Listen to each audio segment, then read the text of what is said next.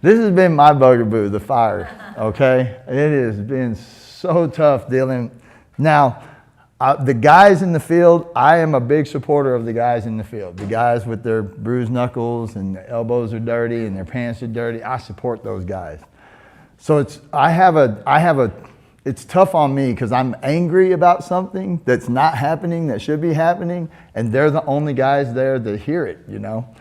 So what I have discovered in the fire systems, as far as what's going on, is more the permits and more the getting things approved process. And we discussed that earlier. But as far as the items in the fire system, the fire sprinklers, fire alarm, kitchen hood, maglock doors, all that kind of thing, that's going to be designed and over-designed more than likely.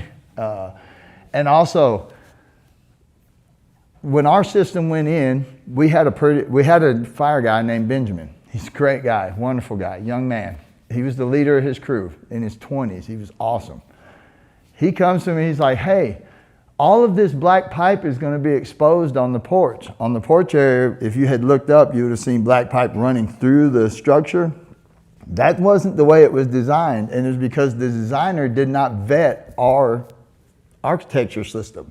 He didn't understand what he was doing. In his head, he's building a facility, an institution. We're not building institutions and facilities. We're building homes for grandmas. We can't have big metal black pipe everywhere. That's not going to work. It's just not going to happen. So they had to come in, and because it was on them, it did not affect Brett's bottom line as much. I think we had to change to the antifreeze system. That was not on me. No, I did not. He didn't even have, so there. But it was because the designer did not vet Brett's design in the porch. He was just going to make it look like, and he thought in his head, oh, it's a nursing home. We just throw it anywhere, right? It's not what we're building. We're building something personal for everybody. And we wanted it to look that way. So they redesigned it. They come in, they put all that pipe now that's through there, will all be hid with our ceiling that goes in the porch. So yeah. Designers, make sure your designer knows what you want up front. Let it be clear, hey, this is not an institution, it's not a facility, it's a home. People live here. They live here. Yeah, you don't live in a facility. You exist in it. So to tie on to that, your architect on the front side will do some fire things, and it's, in my experience, mostly the fine print. He is not going to design the fire sprinkler system, but he will say on the fire safety page, we will have a fire suppression system. We will have a kitchen hood. He may call out it needs to be a 13 or a 13D or 13R, or we will have, you know, a fire alarm panel in the rise room with enunciator by the front door. Those are the things that your architect can call out on the front, and therefore your builder is responsible to make sure that stuff happens. Because at this stage, and when you're in the planning stage of it, usually you are not having your fire sprinklers designed yet. Because usually that fire sprinkler design is designed by the installer. If you sign with Impact Fire, you can see their bid in the packet there. I did not provide Impact Fire a fire sprinkler design.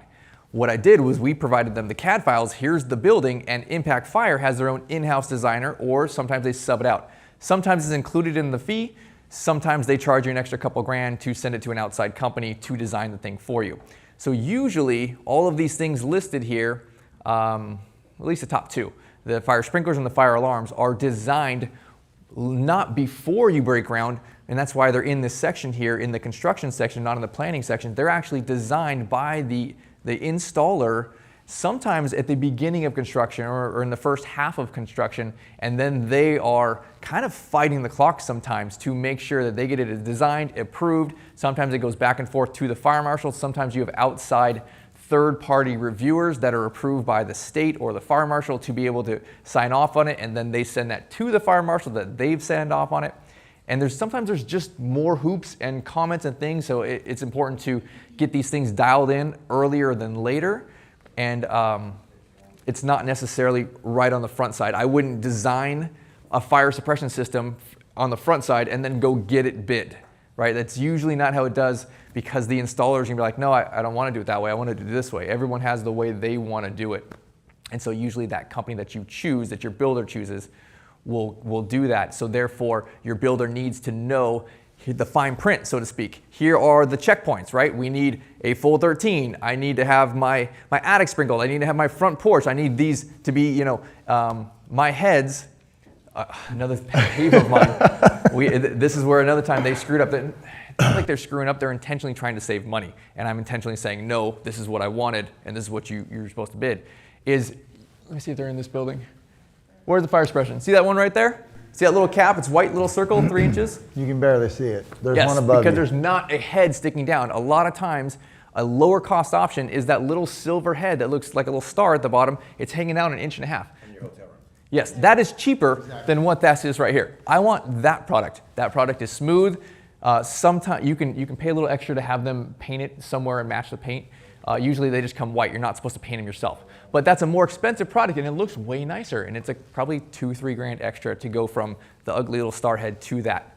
And so make sure some of these little details, they are in the plan somewhere on there so that they get bid, and then you can enforce when the installer tries to come and bring the wrong heads and be like, hey bro, no.